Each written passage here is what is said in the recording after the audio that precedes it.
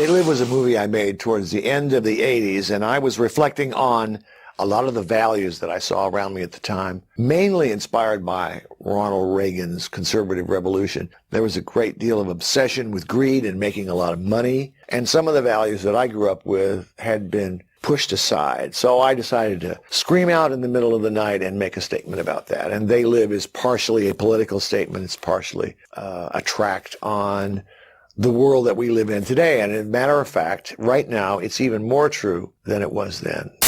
The voice you just heard there was that of John Carpenter speaking about the 1988 film They Live. They Live is an American science fiction action horror film written and directed by John Carpenter based on the 1963 short story 8 O'Clock in the Morning by Ray Nelson. Starring Roddy Piper, Keith David and Meg Foster, the film follows an unnamed drifter who discovers through special sunglasses that the ruling class are aliens concealing their appearance and manipulating the people to consume, breed and conform to the status quo via subliminal messages within the mass media, and is also the subject of today's podcast.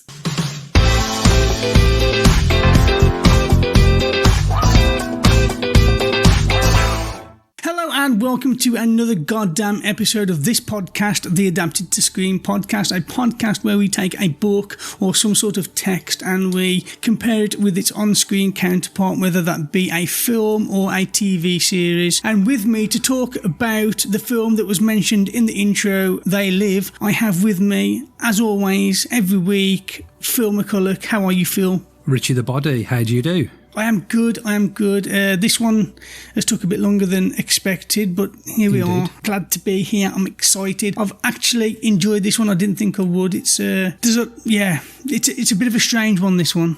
But yeah, I did enjoy this. Is this the first time you've seen this film as well again, Richie? I'd never heard of it until you mentioned it. Never heard of it. You see, do I not introduce you to some of the best things you've ever seen in your life? I wouldn't say it's the best thing I've ever seen in my life, but I've watched it twice, so it's not bad. Well, I did say some of the best things. I didn't say the best thing. Definitely, yeah, it's definitely up there. I think it's aged well. Oh, very well. To be honest, it's one of those things where it means just as much now as it probably did back then. Even more so. I think was it John Carpenter at the start said something like that. This means more today than it did even then. So yeah, definitely. I think that also can go for, if you've ever heard of the comedian Bill Hicks. I mean, he died in 1992, but some of the stuff that he was talking about then, you can watch it now and it means exactly the same as it did, 32 years ago. Yeah, I haven't seen any of his stuff since the 90s, but yeah. That's because he's dead. He died in 94. That's why you haven't seen anything. I know, but his stuff lived on for a while, but he's kind of, his memory seems to be fading now. Shame. It is a shame because he had he wasn't just a comedian. I don't think he even classed himself as a comedian, did he? I think he saw himself more as some sort of public speaker that happened to be quite funny. Indeed, yes, I agree with that.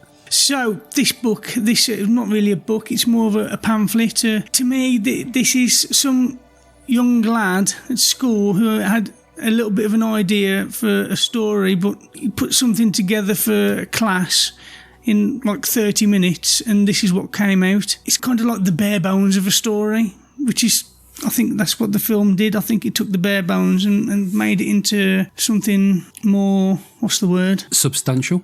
Substantial. Go on, Phil. Glad you're here today. I know what you're saying about that, because whenever we used to be in English class, every now and again the teacher would be like, right, you've got 30 minutes to write something, and I'd try and write the most elaborate thing I could possibly think of with such a rubbish ending, just like, well, I've spent 29 minutes writing this ridiculous facade and need a ridiculous ending. Not that this has got a ridiculous ending, of course. The film did. Yes, well, we can discuss that. But I'm really surprised that it took 25 years for this to get made into a film, considering that it wouldn't have taken very much. If you look at science fiction in the 1960s, like The Day the Earth Stood Still, you could do spaceships, at least on the outside, and do robots, and it was in black and white, so it wouldn't really make a difference if it was, ultra high definition and all that kind of stuff, because it's in black and white and you can cover up little bits here and there. And this film, and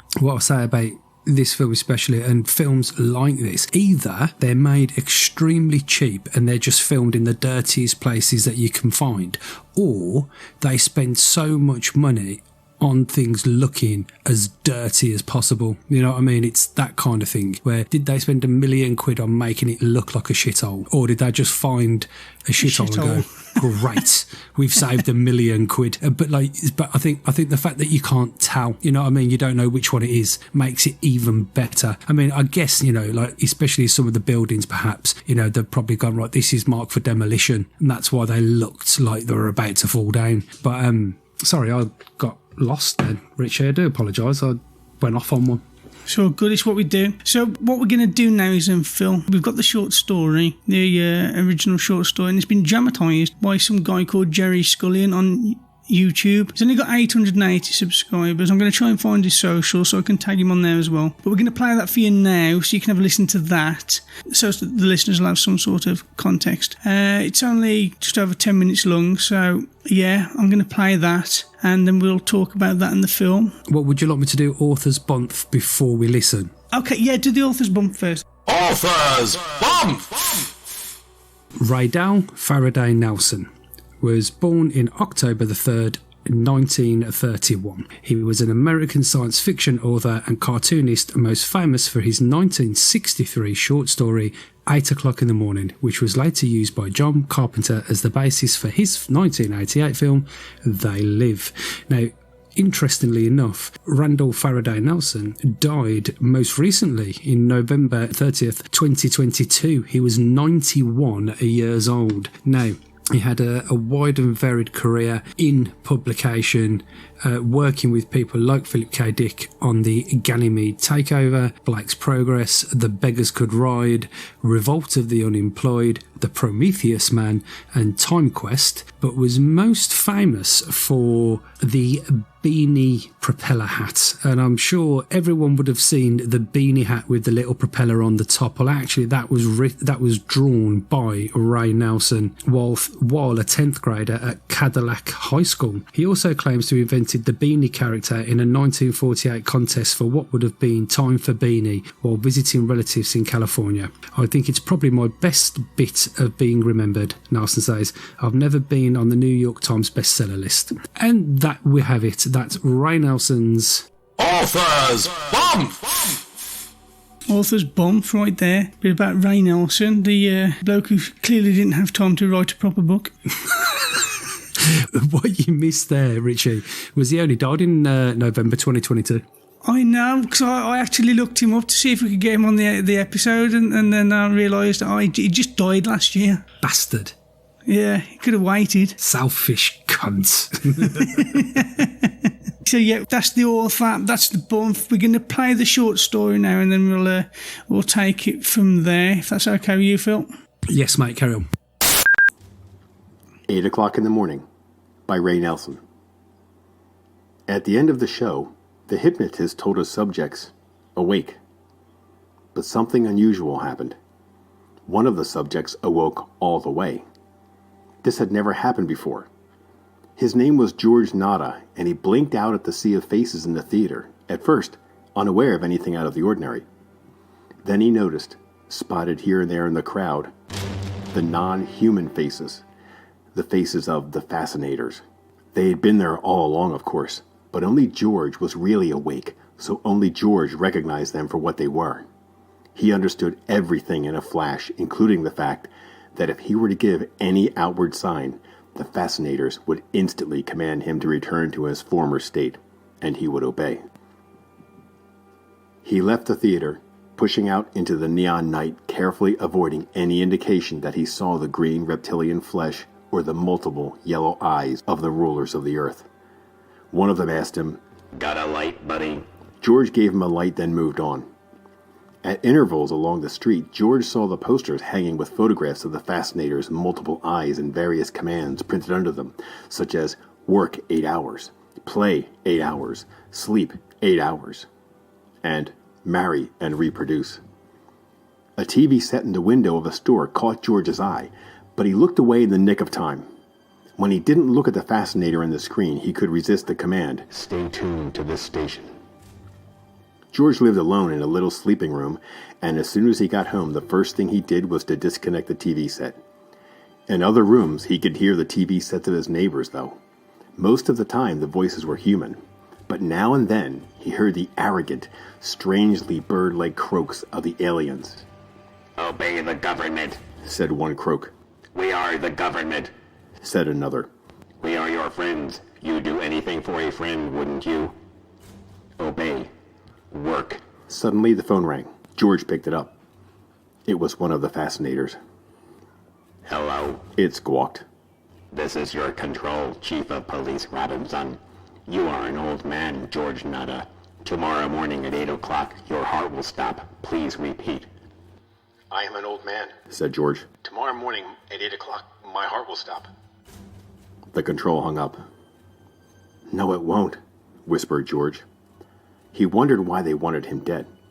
Did they suspect that he was awake? Probably. Someone might have spotted him, noticed that he didn't respond the way the others did. If George were alive at 1 minute after 8 tomorrow morning, then they would be sure. No use waiting here for the end, he thought. He went out again. The posters, the TV, the occasional commands from passing aliens did not seem to have absolute power over him, though he still felt strongly tempted to obey, to see things the way his masters wanted him to see them. He passed an alley and stopped. One of the aliens was there, alone, leaning against the wall. George walked up to him. "Move on," grunted the thing, focusing his deadly yellow eyes on George. George felt his grasp on awareness waver. For a moment, the reptilian head dissolved into the face of a lovable old drunk. Of course, the drunk would be lovable. George picked up a brick and smashed it down on the old drunk's head with all of his strength. For a moment, the image blurred, and then the blue-green blood oozed out of the face, and the lizard fell, twitching and writhing. After a moment, it was dead. George dragged the body into the shadows and searched it. There was a tiny radio in its pocket and a curiously shaped knife and fork in another. The tiny radio said something in an incomprehensible language. George put it down beside the body, but kept the eating utensils. "I can't possibly escape," thought George. "Why fight them?" But maybe he could. What if he could awaken others? That might be worth a try. He walked 12 blocks to the apartment of his girlfriend, Lil, and knocked on her door. She came to the door in her bathrobe. "I want you to wake up," he said. "I'm awake," she said. "Come on in." He went in. The TV was playing. He turned it off. "No," he said. "I mean really wake up." She looked at him without comprehension, so he snapped his fingers and shouted, "Wake up! The master's command that you wake up!" "Are you off your rocker, George?" she asked suspiciously. "You sure are acting funny." He slapped her face. "Cut that out!" she cried. "What the hell are you up to anyway?" "Nothing," said George, defeated. "I was just kidding around." "Slapping my face isn't kidding around," she cried. There was a knock at the door. George opened it. It was one of the aliens. "Can't you keep the noise down to a dull roar?" it said. The eyes and reptilian flesh faded a little, and George saw the flickering image of a fat middle-aged man in shirt sleeves. It was still a man when George slashed its throat with the eating knife, but it was an alien before it hit the floor. He dragged it into the apartment and kicked the door shut. "What do you see there?" he asked Lil, pointing to the many-eyed snake thing on the floor. Mr. Coney," she whispered, her eyes wide with horror. "You just killed him like it was nothing at all." "Don't scream," warned George, advancing on her. "I won't, George. I swear I won't. Please, for the love of God, put down that knife." She backed away until she had her shoulder blades pressed to the wall. George saw that it was no use. "I'm going to tie you up," said George. "First tell me which room Mr. Coney lived in." "The first door on your left as you go toward the stairs," she said. Georgie, don't torture me. If you're going to kill me, do it clean, please. Georgie, please." He tied her up with bedsheets and gagged her, then searched the body of the fascinator. There was another of the little radios that talked a foreign language, another set of eating utensils, and nothing else. George went next door. When he knocked, one of the snake things answered. "Who is it?" "Friend of Mr. Coney. I want to see him," said George. "He went out for a second, but he'll be right back." The door opened a crack, and 4 yellow eyes peeped out. You want to come in and wait? Okay, said George, not looking at its eyes. Are you alone here? He asked as it closed the door, its back to George. Yeah, why? He slit its throat from behind, then searched the apartment. He found human bones and skulls, a half-eaten hand. He found tanks with huge, fat slugs floating in them. They're children, he thought, and killed them all. There were guns, too, of a sort he had never seen before. He discharged one by accident, but fortunately, it was noiseless. It seemed to fire little poison darts. He pocketed the gun and as many boxes of darts as he could and went back to Lil's place. When she saw him, she writhed in helpless terror. Relax, honey, he said, opening her purse. I just want to borrow your car keys. He took the keys and went downstairs to the street. Her car was still parked in the same general area in which she always parked it. He recognized it by the dent in the right fender. He got in, started it, and began driving aimlessly. He drove for hours, thinking, desperately searching for some way out. He turned on the car radio to see if he could get some music, but there was nothing but news, and it was all about him, George Nada, the homicidal maniac. The announcer was one of the masters, but he sounded a little scared. Why should he be? What could one man do? George wasn't surprised when he saw the roadblock, and he turned off on a side street before he reached it. No little trip to the country for you, Georgie boy, he thought to himself. They had just discovered what he had done back at Lil's place, so they would probably be looking for Lil's car. He parked it in an alley and took the subway. There were no aliens on the subway for some reason. Maybe they were too good for such things, or maybe it was just because it was so late at night. When one finally did get on, George got off. He went up to the street and went into a bar. One of the fascinators was on TV, saying over and over again, We are your friends. We are your friends. We are your friends. The stupid lizard sounded scared. Why? What could one man do against all of them? George ordered a beer, and then it suddenly struck him that the fascinator on the TV no longer seemed to have any power over him. He looked at it again and thought, it has to believe it can master me to do it. The slightest hint of fear on its part and the power to hypnotize is lost. They flashed George's picture on the TV screen, and George retreated to the phone booth. He called his control, the chief of police. Hello, Robinson? He asked. Speaking. This is George Nada. I've figured out how to wake people up. What? George, hang on. Where are you? Robinson sounded almost hysterical. He hung up and paid and left the bar. They would probably trace his call. He caught another subway and went downtown. It was dawn when he entered the building that housed the biggest of the city's TV studios. He consulted the building directory and then went up in the elevator. The cop in front of the studio recognized him. Why, you're Nada, he gasped. George didn't like to shoot him with the poison dart gun, but he had to. He had to kill several more before he got into the studio itself, including all the engineers on duty. There were a lot of police sirens outside, excited shouts, and running footsteps on the stairs. The alien was sitting before the TV camera saying, We are your friends. We are your friends. And didn't see George come in. When George shot him with the needle gun, he simply stopped in mid-sentence and sat there dead. George stood near him and said, imitating the alien croak, Wake up! Wake up! See us as we are and kill us! It was George's voice the city heard that morning, but it was the fascinator's image, and the city did awake for the very first time, and the war began. George did not live to see the victory that finally came. He died of a heart attack at exactly 8 o'clock in the morning. The end. Oh, I love that. It's good, wasn't it? I got goosebumps and everything, yeah. That was really good. So that is the short story. I took the piss earlier saying about how short it is and a child could have done it.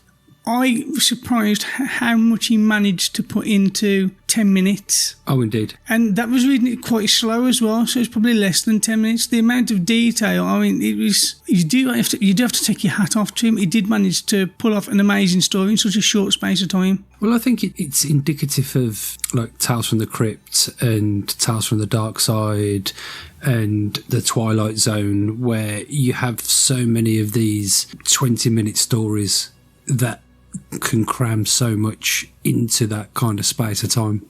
So where should we start then, Phil? Are you going to do your synopsis thing? Yeah, I can do that. Are you ready? I'm ready. They influence our decisions without us knowing it. They numb our senses without us feeling it. They control our lives without us realizing it. They live. Okay. You know, you sound like... Who do I sound like? You sound like... what's the bad guy's name out of Inspector Gadget? Yeah, the Hooded Claw. Next time, Gadget. I promise I'll get you next time.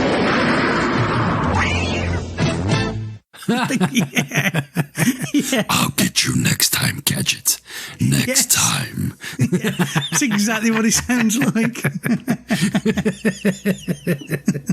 Okay. So the cast of They Live, as we know, was directed by John Carpenter. Ray Nelson and John Carpenter are credited as the writers, and stars Roddy Piper, Keith David, and Meg Foster. So the top line cast is Roddy Piper as Nada, Keith David as Frank, Meg Foster as Holly, George Flowers as the Drifter, Peter Jackson as Gilbert, and Raymond St. Jacques as the Street Preacher. It's not Peter Jackson, though, is it? No. What's his name? It's something Jackson. It's not Peter Jackson. What? Hang on, what are you talking about? You just mentioned one of the actors and said he was Peter Jackson. His name's not Peter Jackson. There's no Peter Jackson in the cast. Raymond St. Jacques and Peter Jason.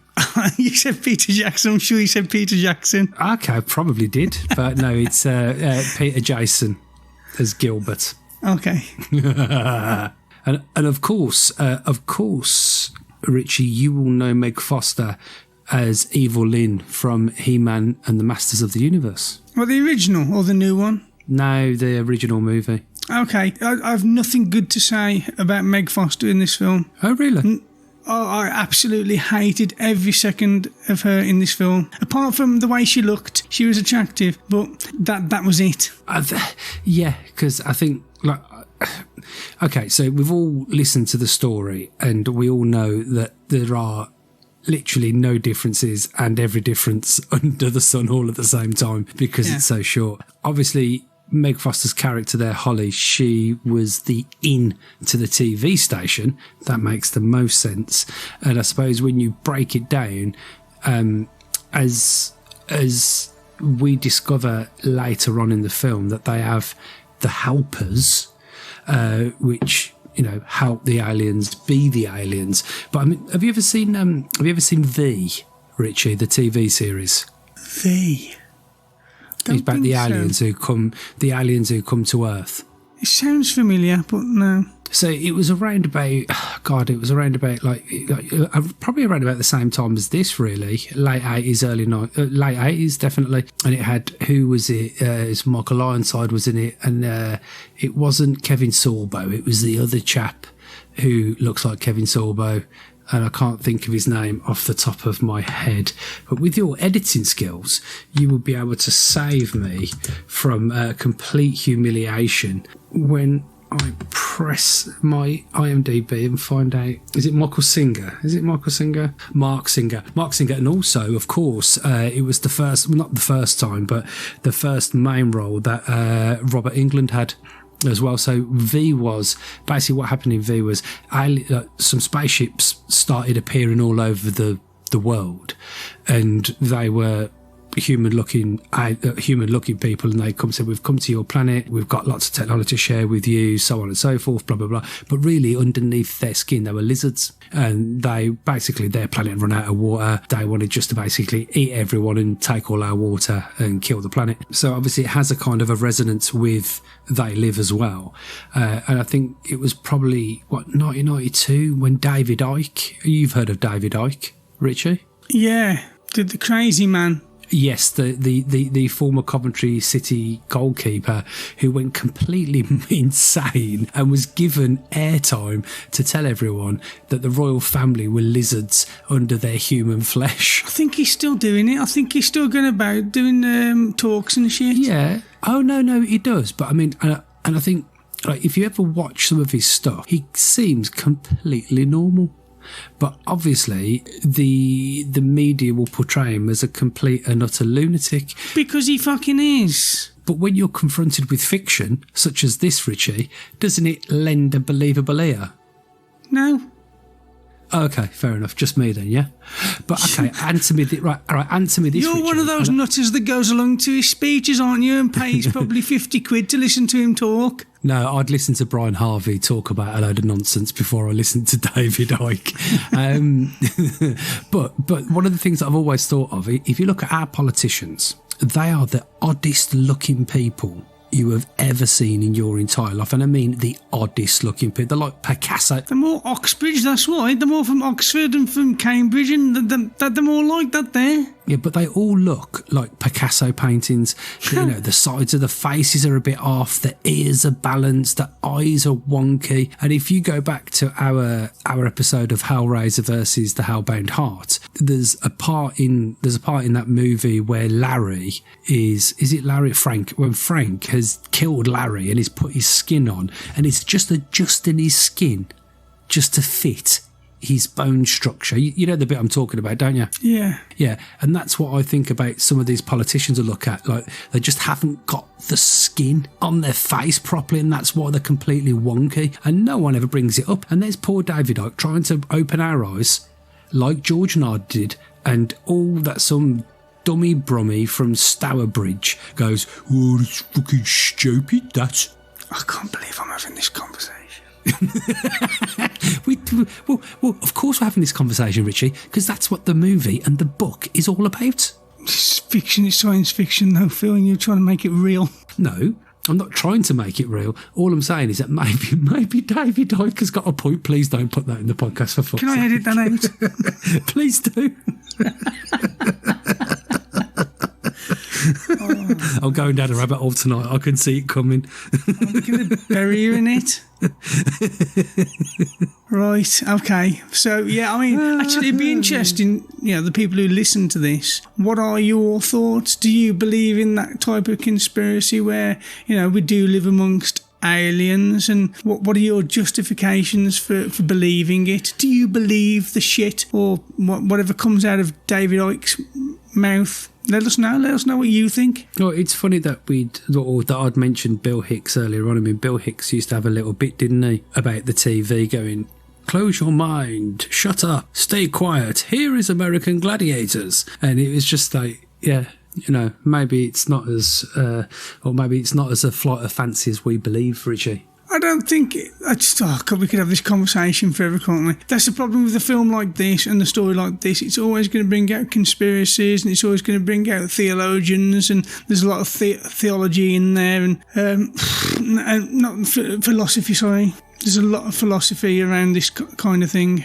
but that's a different podcast. No, it is, and this is where we talk about the differences between the book and the film. And yes, it's a short story, and there's a lot of differences. But what do you think about the context of the short story compared to the film? Do you think that it kind of stayed with the narrative?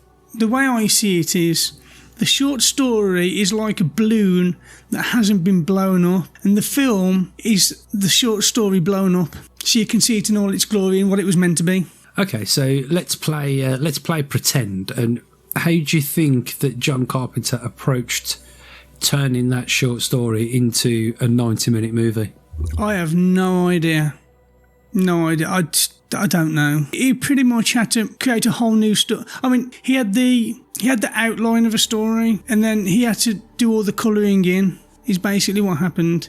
He had a lot of work to do around that story. Well, it's funny, on our last episode, Top Dog, with the author Dougie Brimson, what Dougie said to us was he always starts at the end and works his way backwards. And I think that's probably how it was manufactured, that whole TV station, because that's how the movie ends. Now, the movie ends with a human riding an alien. Oh, yeah, of course you would have picked up on that, Richie. Yes, of course you would have picked up on that. Hard not to. Well, I mean... Especially at one point in the film, that when their eyes are open, when his eyes are open, he talks about how horrible they look, and the policeman who's an alien says, well, you don't look too good to us either. But the alien was happy to ride the woman, but as soon as her eyes was open to the alien, I guarantee she wouldn't have been happy to be in that situation. No, definitely not. Now, I would argue that copper was just letting Roddy Piper know that I know that you know. That was a I know you know, rather than...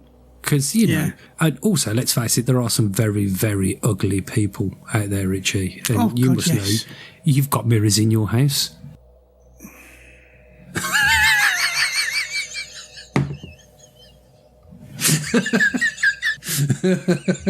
I'm sorry, mate. I'm sorry, I couldn't help myself. You can tell you're not sorry by the way you laughed at yourself.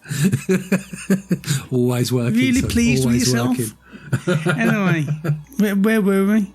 I have no idea. There's no structure to this episode at all. No. This is just this one's kind of like just spitting in the wind. This episode. It's hard to work with because the story doesn't really give us much to work with. The outline of the story is the same. That's pretty much it, really.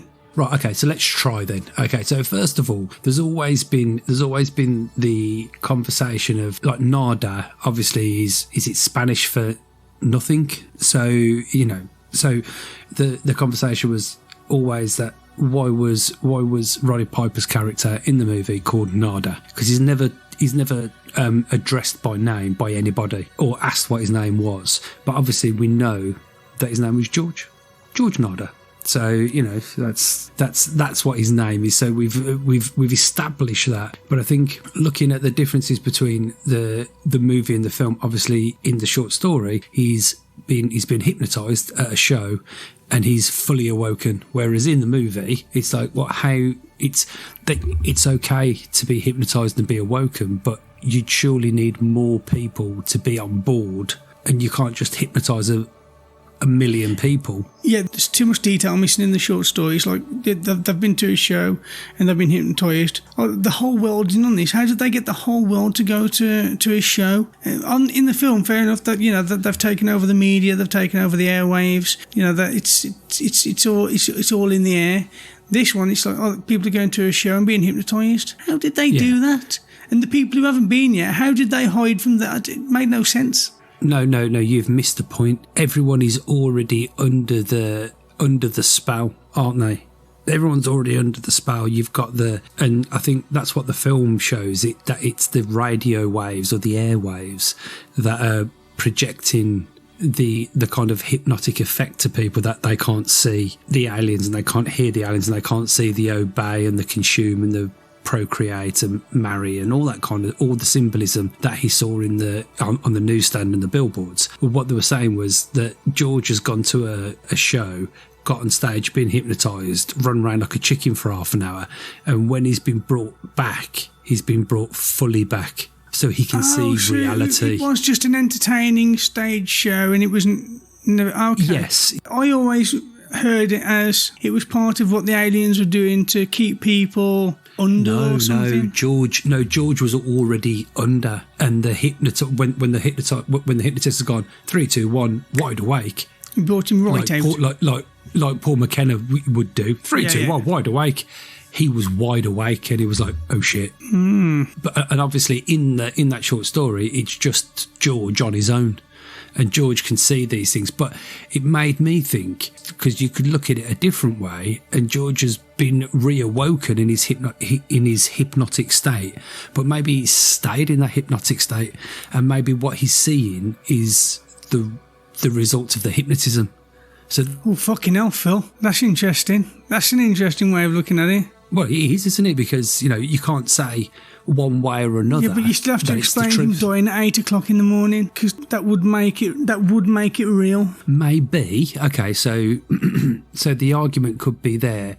Sometimes where, like, say, like, I don't know, you're at work or you're at home or whatever it is, and you go, something don't feel right.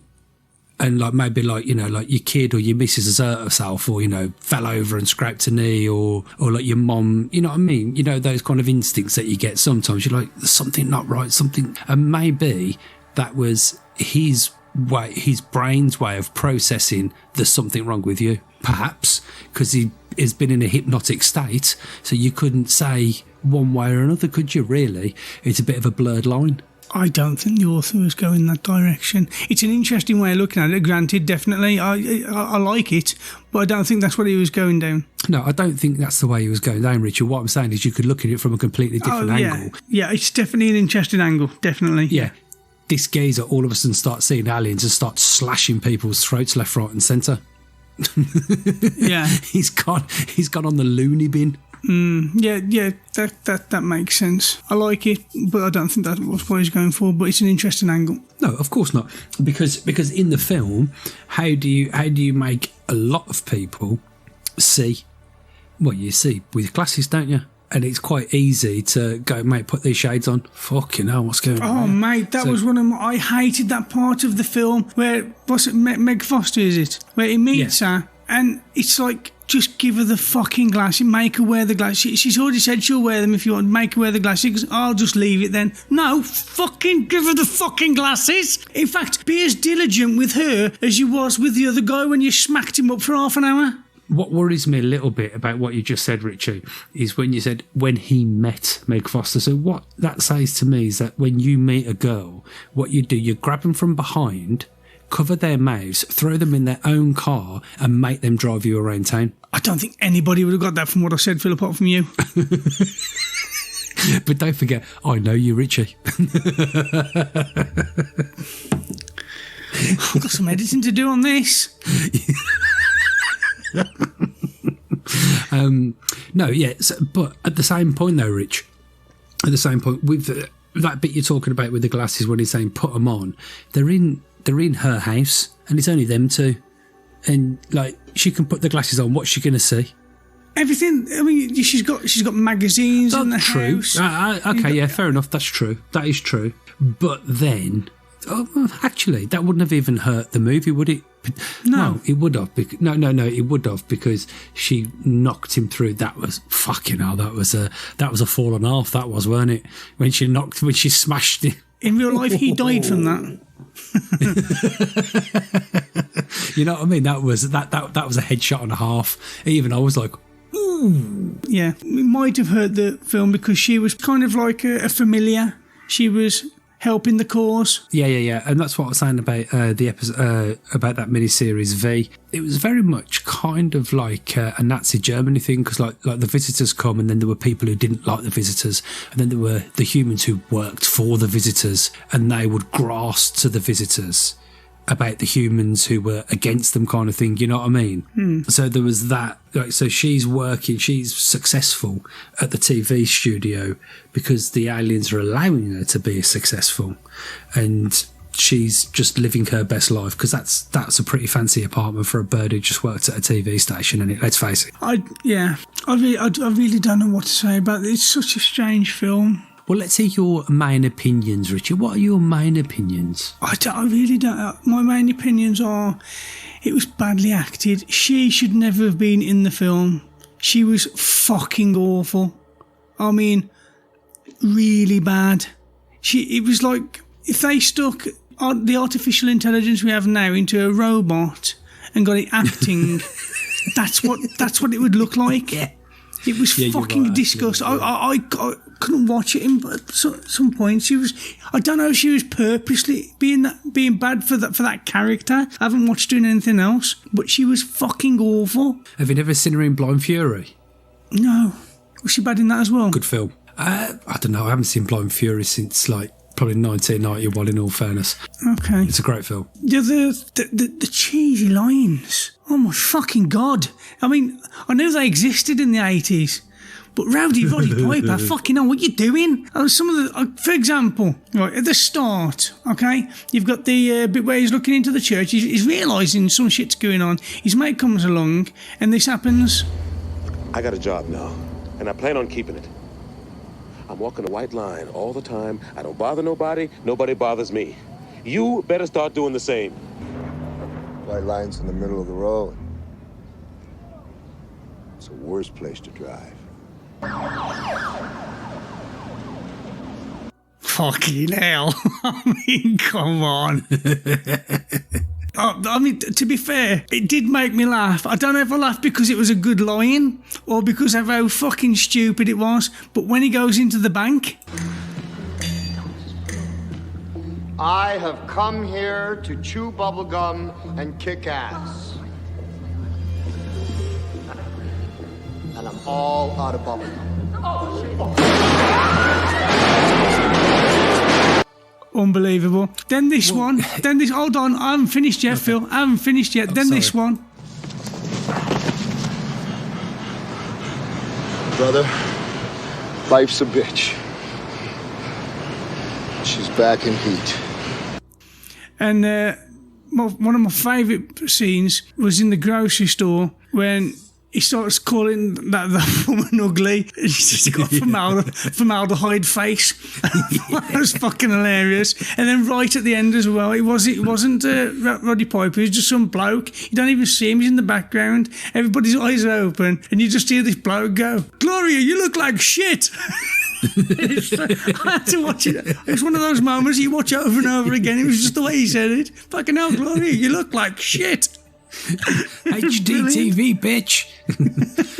Yeah, some of the lines, that's my takeaway from the film. The acting, it's weird. The acting was awful. The cheesy one-liners were awful. Just some of the shit most of the shit in the film was awful, but the film was still somehow fucking brilliant. It makes no sense. It's like a juxtaposition where the awfulness makes a really good fucking film. Well, it's funny that you should mention about the bank scene with the chew bubblegum kick-ass thing, because that was... And I think what a lot of wrestlers, especially ones who are very good on the microphone, like, say, Dwayne Johnson, like Roddy Piper, like John Cena, who can just come up with stuff because that's what they did every single week on TV anyway. That was actually a line from what Roddy was going to use at a wrestling show and hadn't got round to using. And so said, "I'll just say this." And John Carpenter was like, "Yes, just do it." All right. Yeah, I mean, but it was like a wrestling film, especially that fight scene. It was just like a wrestling match in the street, in the alley. But I mean, I think, right, okay, so there's a lot of different. Look, because I'm a big fan of fight scenes. I like fight scenes. They're kind of my thing. Especially that's why I like a lot of late 80s, early 90s martial art films, because what you'll find is that these kind of those kind of films, they'll go and get, for instance, Don Wilson or Gary Daniels or Lorne Avedon, like people who are kickboxing champions, Jerry Trimble, and they'll go, "Right, we're going to put you in a film and we're going to put 6 cameras up and we're just going to watch and just have the fight." And then when you're watching the movie, you're like, that's a badass fight because the people know exactly what they're doing. I think with that scene, especially, it was quite funny because it's like, I think it's lauded as it's been 5 minutes and 30 seconds long. And even the missus was like, "Is this still going on? Like, how are they still fighting?" But it's more or less like what you'd expect a real fight to be, just 2 blokes in an alleyway. You know what I mean? Just having a fight. The moment you hit someone that hard in the face once, the fight's over. They was hitting each other, God knows, the fight wouldn't last that long in real life. It wouldn't. Not if you're hitting someone that hard in the face. No, that's true. However, in real life, your stamina and power are decreasing with every punch. And you definitely don't suplex someone in the street. Listen, I want to tell you this right now, right? If you've got a wrestler in a movie and he doesn't do either a suplex, a power slam, or his signature wrestling move, right, then what the fuck is that wrestler doing in that film, right? Especially when he can't fucking act. Right, because if you watch any fucking Dwayne Johnson movie, that geezer is giving someone the rock bottom. If you watch any Goldberg movie, geezer's giving someone a fucking spear, right? It's just simple. It's straightforward. You got a wrestler in your movie, he's got to do his fucking finisher. Simple as. No messing about. You could say that Roddy Piper set the standard for that kind of thing, didn't he, with this film? Well, yes, yes and no, stroke yes, stroke no, because I don't know the actual if he was the first. No, because I think because I was just about to say, if you look at The Predator, that was 1987, so Jesse Ventura had done The Predator in 1987, so this come out a year before They Live came out. Okay. But there's lots of other, like for instance, I mean, just died last week, and Terry Funk was in Roadhouse, and I think Roadhouse might have been like 1980s. Wrestlers were always being used in movies, one because they were big motherfuckers and tough bastards and could have a fight in a film with a stunt guy and not hurt somebody, or a fight with the main actor and not hurt them, and they looked intimidating. And so there was, like, for instance, I mean, even Kerry Von Erich was in Problem Child, and you just see, you're like, what's he doing in this movie? He's bizarre. Ultimate Warrior was in films. Rob Van Dam was in films in the late 80s, early 90s, in low budget movies. But Ventura definitely, no, Hulk Hogan was in Rocky 3, which probably was way before 1987, wasn't it? Yes, he was. If Rocky was like, 77, 79, then Rocky 2 would have been a couple of years after that, and then Rocky 3 would have been a couple of years after that. So 83, 84, so Hulk Hogan was used way before any of the other guys were used that I can track back to, at least. But, like people like Ventura, people like Roddy Piper, they've got a presence and they've got a following as well. And maybe if it wasn't Roddy Piper, would I like this film more? And I think the answer's no. I probably like this film because Piper's in it, and I always loved Piper. I was never into wrestling. I think I got into it between 1992 and 1994, and then I stopped getting into it. And so Roddy Piper wasn't on my radar during that time. It was Undertaker. It'd been all Undertaker. It was always, to be fair, it was always Undertaker for probably well over a decade. But in those few years that I was into it, it was just, that's all I cared about, watching The Undertaker fight Yokozuna, Papa Shango and people like that. Well, you don't remember, when Roddy Piper was like getting Virgil not to be, $1 million man's little bodyguard and helping him, and Piper had hurt his knee and he got in there and the $1 million man beat him up. I feel like we're losing listeners now. Oh, okay. Was it WrestleMania 9 when Piper fought Bret Hart? Or actually, Piper was in 1992 when Piper was the Intercontinental Champion, and after he beat the Mountie, but then he lost the belt to Bret the Hitman Hart. And I remember the Mountie. I made a makeshift Mountie stick when I was a kid. What I did was, it was absolutely evil, because I had a Game Boy in 90. Like when I was 12, 13, I had a Game Boy, and because you didn't want to keep buying batteries for it, we got these rechargeable batteries.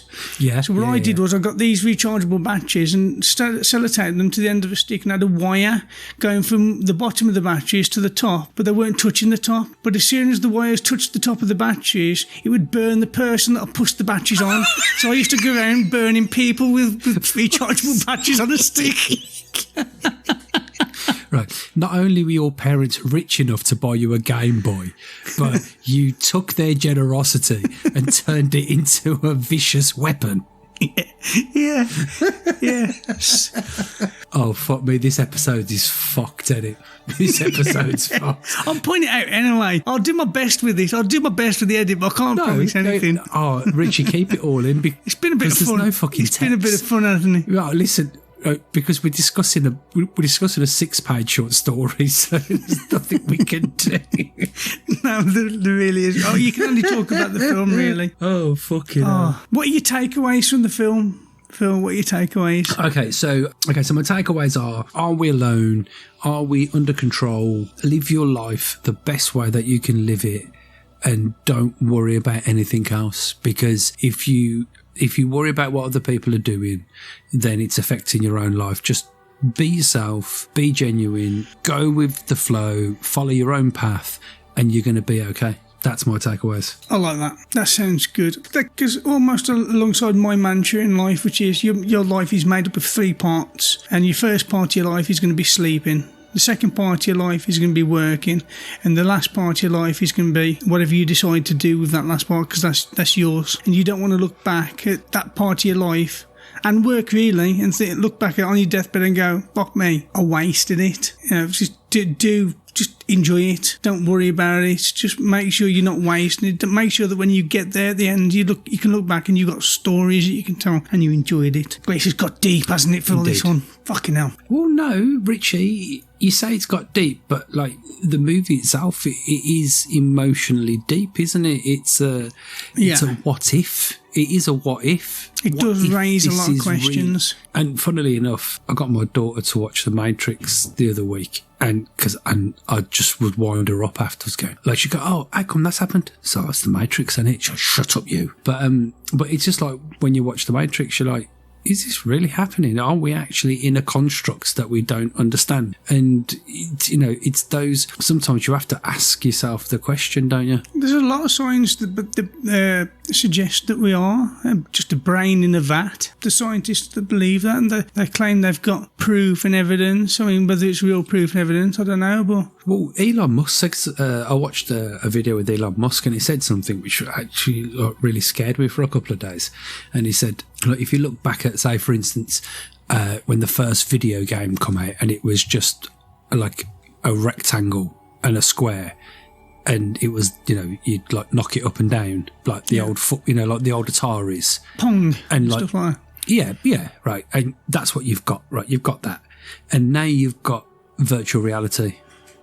Right, so integrated that you can't tell if it's real or not. So when it gets to the point where you don't know if your life is real or it's not, how can you tell that you're not already integrated into a system like a video game? It's a lot better than what I just said it, but that's the premise. The other one is just like we're creating artificial intelligence. Let's say we create an artificial intelligence in an ecosystem within like a computer or something, where they become sentient. They start to understand themselves, start to question themselves, their civilization, who they are, what they are, and then they create another artificial intelligence who becomes like them, who does the same over and over again, like infinitely. So if that can happen, and there's nothing to say it can't, what makes us think that we're the first? Well, Richie, we've been warned. Terminator 2 warned us. Don't fuck about with AI. We've been warned. We've already been warned. We were warned in 1984. Do not fuck about with artificial intelligence. And what have we done? We made Dolly the sheep. We've made Alexa. We've made fucking AI can do scripts, podcasts, the fucking works. We've been warned, mate. It's simple as that. I use AI for the podcast. At my intro, where I gave that brief synopsis, that was done on ChatGPT. Yeah, but what about that bird we had on the other week, Kylie? Where's she gone? Oh, fucked her off. She scares the shit out of me. She's like the T-1000. She's going to take over. We've been warned, mate. We've been warned. And people are just... Now, I know that we said about 3 minutes ago, just live your life and live the best life you can and enjoy yourself and don't worry about what other people are saying or doing. Make sure that when you wake up in the morning or you look at yourself in the mirror, you can go, I'm doing the best I can, right? But fuck me, we could be fucked already. We could already be fucked. Yeah, there's very few things that scare me. I wasn't scared during COVID. I'm not really bothered about much. But this is one of the first times I can ever think of. This made me sit back and go, yeah, this could be a problem. This really could be a problem. The rate it's growing as well. I mean, it's like, if I go back 3 years ago, nobody was really talking about artificial intelligence. Now suddenly it's everywhere and it's growing exponentially so fast. I mean, where's it going to be in just 10 years' time? Well, in 2 years' time, mate. Because look at it like this, right? If you've got a mate, right? Let's say your mate is super fucking intelligent, mega, like, the smartest man you've ever met in your life. He can manipulate anything he wanted to. You know what I mean? Right? How about that film with Leonardo DiCaprio and Catch Me If You Can, right? When he's Frank Abagnale, and your man is just conning people left, right, and centre, right? He's fucking writing fake checks. He's pretending to be a teacher. He's pretending to be this, that, the other. He's killing it, right? He's rinsing the world. He's living his best fucking life until he gets caught. Spoiler alert, right? But he still lives his best life after that as well. He starts working for the government. Exactly, kills it, right? But that's the whole point, isn't it? And then like imagine that someone like that can manipulate that many people all of the fucking time. Imagine what something that has no boundaries can do. Exactly. And can't be stopped. I got that. This is fucking Terminator 2 all over again. Working through a new quantum computer that can break all codes, crack everything, can literally take over the world. You fucked it. You have This episode has completely gone off the rails. Well, but you know what, Richie? I like it. I like it because me and you get to chat shit. It's a bit different. I like. It's a bit different. We will go back to our regular scheduled listening in the next episode. But this has just been a bit of I like this. A bit of banter. Yeah. It'd be nice to hear what other people think as well. People listening. What do you think about all this? What do you think about AI? What's your thoughts? Do you think it's going to benefit us? Do you think it's going to harm us? Could it do both? Because I mean, that's the way it usually works. You'll have powers that use it for good, and then you'll also have powers that use it for bad. That's the way it's going to be, inevitably. Okay. Right, let me ask you this very quickly then before we put an end to the podcast, Richie. If you had a superpower, what would your superpower be?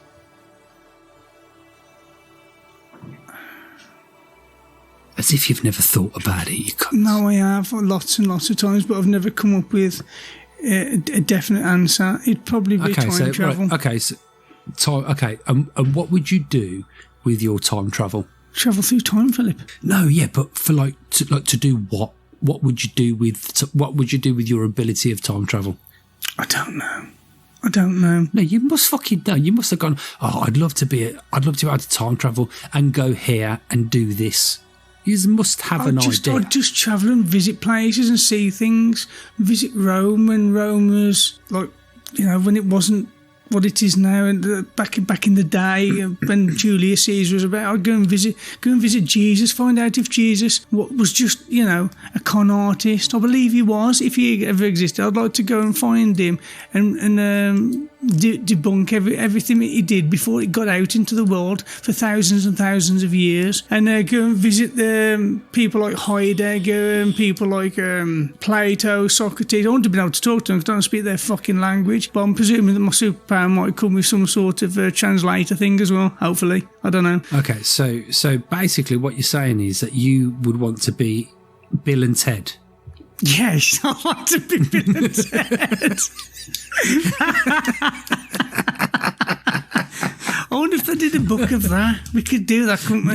No, they did not, because it would have been the shittest book ever written. I disagree. There's got to be a book of Bill and Ted, and if there is... Did you see the last one, the third one? No, mate, I don't want to destroy the first film, in all fairness. But the point I was making was, most people's superpowers, right, are for personal gain. They're not for the good of humanity. They're for personal gain. No matter if it's time travel, being invisible so you can rob banks, being super strength, flying. It's not for the good of humanity. It's for the good of you. And I know this for a fact, Richard. Right, you can time travel. So you go back to Egypt when the fucking pyramids are being built. You're nicking something. Right, I know you are. Right, you're fucking taking something, and you're coming back here, and you're going, I found this fucking thing at a car boot sale, and they're going, mate, that's 20 million quid. You're going, I'm fucking going back there next week. I'm coming back with something else, right? Because it's all about personal gain, and that's what AI is, and that's what this film is about. This film is about personal gain. Now, if the aliens have come and the aliens have gone, for instance, to make Foster, we will make you as rich as you want to be. All you got to do is pretend we don't exist. Fucking sweet, mate. Personal gain. And that's what the prefix would you of this do it, film Phil? is. Would you do it if you knew what she knew, and things aren't going to get tits up for them like it did in the film because someone found out and destroyed everything? Would you go, yeah, fuck it, just give me all the money and I'll pretend you don't exist? Would you do it? Yes, but and with a caveat, I'm a complete snide. Right, so I would go, yes, sweet, no problem, mate. Give me all the fucking dough, pretend you don't exist, and I would be feeding information to the fucking rebels 24/7, hardcore. I would be that. I am a proper snide. Oh, I don't think I'd even bother with the rebels. I think I'd just live my life. No, because I would allow them to give me all the luxuries in the world, and I go, you're fucking gonna get it, you cunts. You're getting it. Biting the hand that feeds you, Phil. Yes, because the dirty aliens. Why are the dirty aliens? Hold on, this is going into race territory now. Yeah, well, fuck it, yeah. And fucking what makes us better than them? Well, actually, to be fair, in the film and in the book, there was no in the book they mentioned about human bones and shit, so they just eating us because I can't have that. No, that's I can't fair. have it. No, if they're doing that, that's not right. You know what I'm saying? To start with, Phil, look, we're going to give you, we're going to give you 100 grand a year. All you got to do is turn a blind eye, just do your job and just shut your mouth. Sweet, because that's kind of what I do now. You know what I mean? I just do my job and shut my mouth and get on with my daily life. But if I find out you're fucking eating people, I ain't having that. No, that's fair. I'm going to find those rebels and I'm going to grass you and I'm going to topple you and then I'll be a double hero or get eaten. So, whichever. Interesting. You'd love it though, you would, wouldn't you? You'd be the king of Dudley, wouldn't you?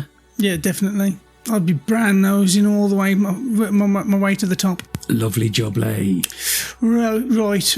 Recast film? Okay, recast. No, because I liked everyone, to be honest. I don't... I tell you what, instead of recasting, should we do remake? Let's do remakes. Who would we cast in a remake? Okay, that's what we should do, rather than recast. Yeah, I think Dougie.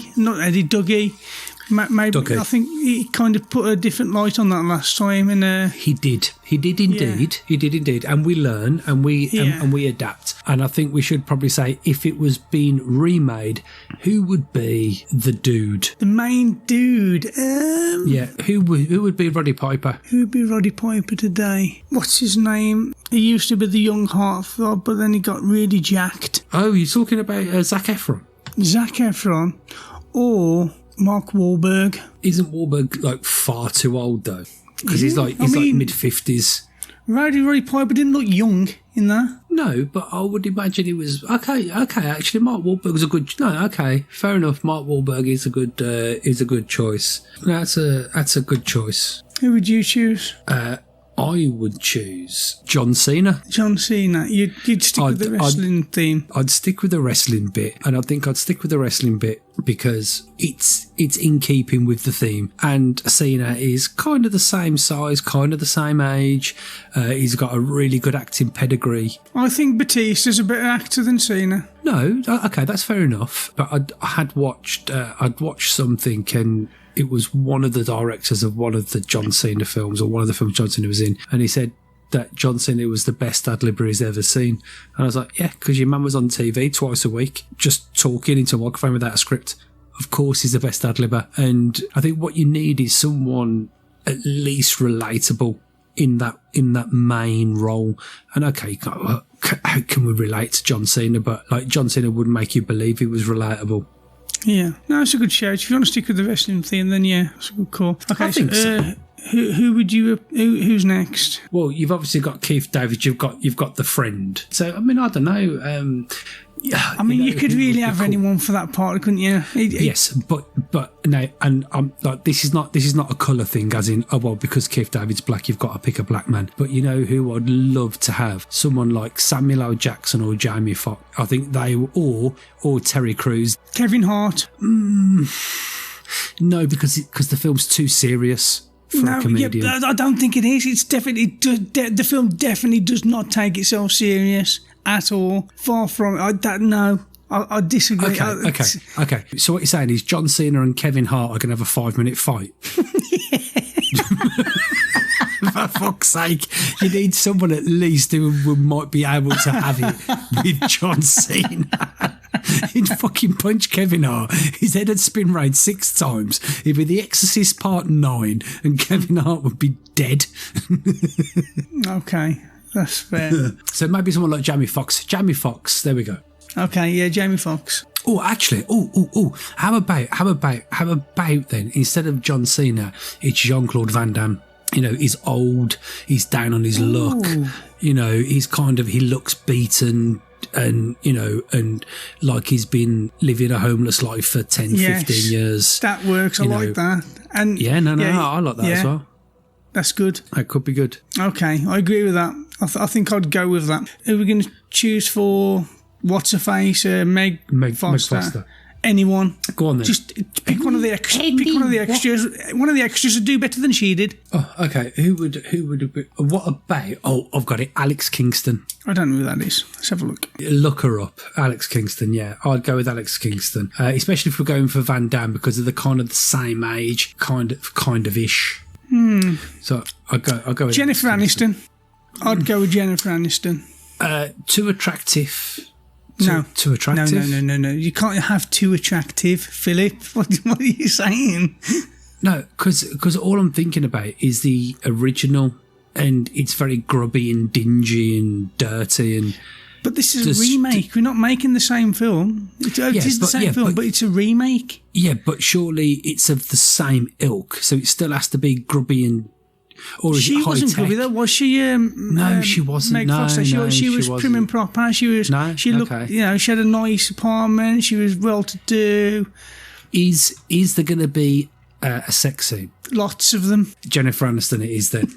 Perfect. Well done, mate. Well done. Good choice. Good casting. So yeah, I'm going with Jennifer Aniston.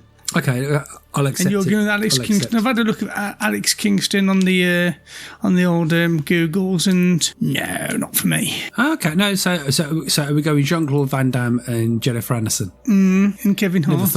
Never thought we'd. And Kevin Hart.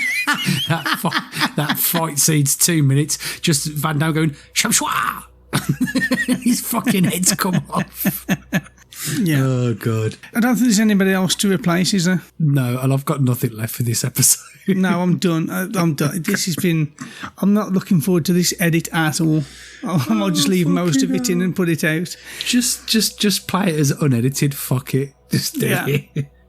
Okay. But yeah, it's been fun though. It has been fun. No, I have enjoyed it, Richie. I have. As haphazard as it's probably been one of the most fun episodes. I've enjoyed it a lot. Yeah, it's because I haven't... literally, I think I'd made one note and I don't even know what that note was. I think it was alien forks. I think it's alien forks. Yeah. Why have they got a knife and fork?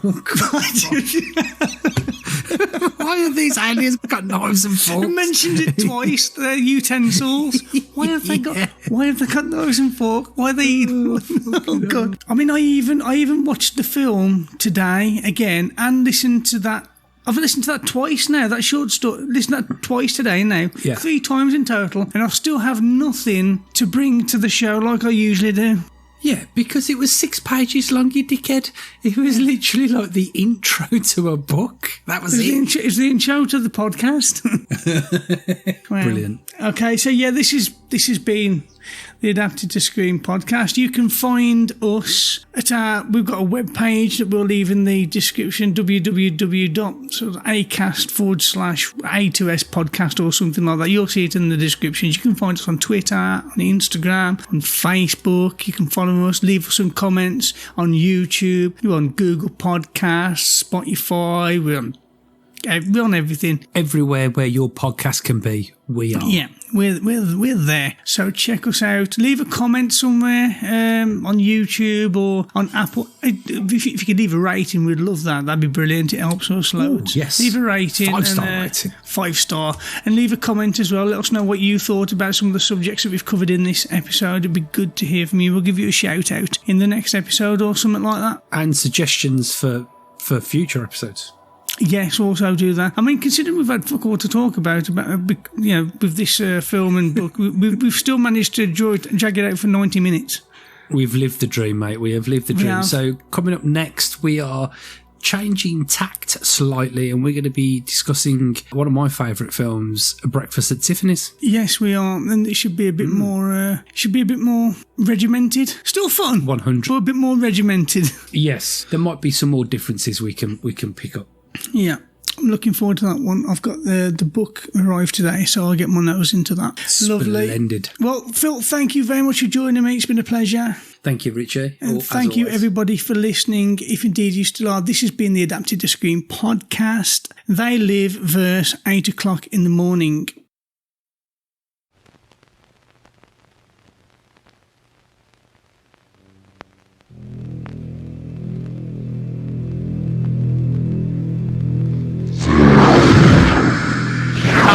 Masters! What is he these things want, and why are they here? You still don't get it, do you, boy? They have recruited the rich and the powerful. They're running the whole show. Wake up!